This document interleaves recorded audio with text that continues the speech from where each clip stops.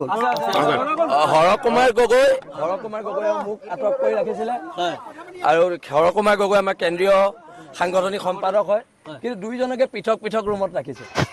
Supakul tatkan tanna apong kumpatu gela malog longote salutaccam lebikate singkol soliang namdam malo police yenggapla bum dulia jan pegudunga dulia jan de bondo bitunga je malo bondo bitunga dulia jan de bondo do kosim petangasim dalen namangai odok dempa bondo bitunga odok singkol solia bu juradok sipsa ko ibakar rok ke gudunga odom bu dikboy do bum sokapto je dikboy to sokabla dulia jan ke puma da police sokabla odok onggoton aru dol honggoton de mimagam aru tanpa makka je 3 ঘন্টা do singkol soliam lain ku lagi da kam ujonio kamam ngolu umam rompak de ge police pokakon umam mimagam magladung disio pisam rompak de ge amna odok ke 3 ঘন্টা ledu pe bum singkol soliam makanalok ke melenik taku begagam kokom dagi supak tatpolai Har Kumar Gogoi মোক আটক কৰি ৰাখিছিলে আৰু হৰ কুমাৰ গগৈ আমাৰ কেন্দ্ৰীয় সাংগঠনিক সম্পাদক হয়, কিন্তু দুইজনকে পৃথক পৃথক ৰুমত ৰাখিছে।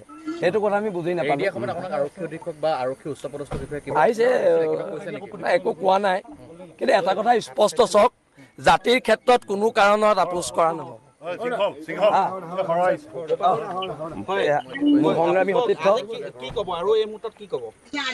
কবলৈ কি আছে, এটা কথা একদম আমি স্পষ্টকে কৈ দিছো, যিজনী মহিলাই জাতিক তুচ্ছতাচ্ছিল্য কৰিছিলে এজনী মহিলাক জেললৈ পঠিয়াব লাগিব, সেইটো স্পষ্টকে আমি কৈ দিছো। আৰু কোনো অনা অসমীয়া মানুহ, কোনো বাংলাদেশী মূলৰ মানুহৰ গুণ্ডামি ভণ্ডামি ইয়াত চলিব, তেতিয়াহ'লে প্ৰত্যাক্ৰমণ হ'ব।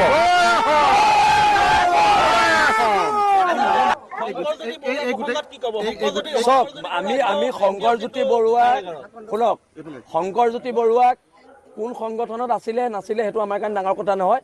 শংকৰজ্যোতি বৰুৱা এজন খিলঞ্জীয়া মানুহ, খিলঞ্জীয়াৰ কাৰণে আমি খিলঞ্জীয়াৰ পক্ষত মাত মাতিছো।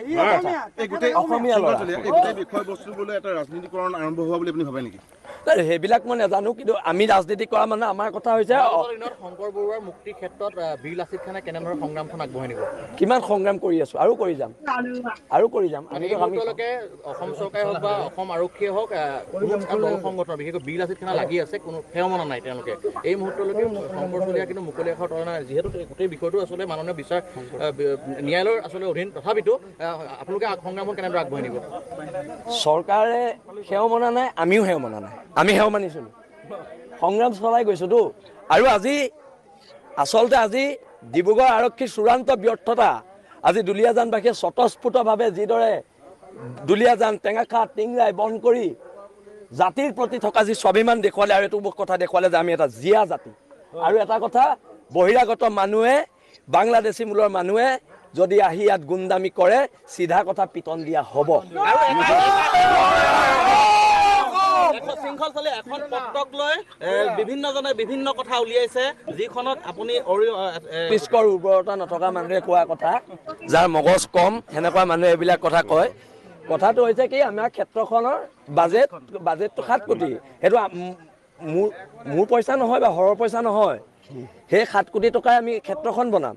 যেতিয়া আমি মানুহ এজনৰ ওচৰলৈ যাম যে আপুনি আমাক সহায় কৰক, এইটো আমাৰ বাজেট, সি এতিয়া 7 কোটি বাজেটটো চাই 5,000ও দিব পাৰে, 500ও দিব পাৰে, 7 লাখো দিব পাৰে, 10 লাখো দিব পাৰে, কিন্তু বাজেটখনো দিব লাগিব। আপুনি এতিয়া গাড়ী এখন কিনিব গ'লে আপোনাৰ গাড়ী হেৰিখন দিয়ে নাই, এষ্টিমেটটো দিয়ে নহয় কেইটকা, হয়নে নহয়?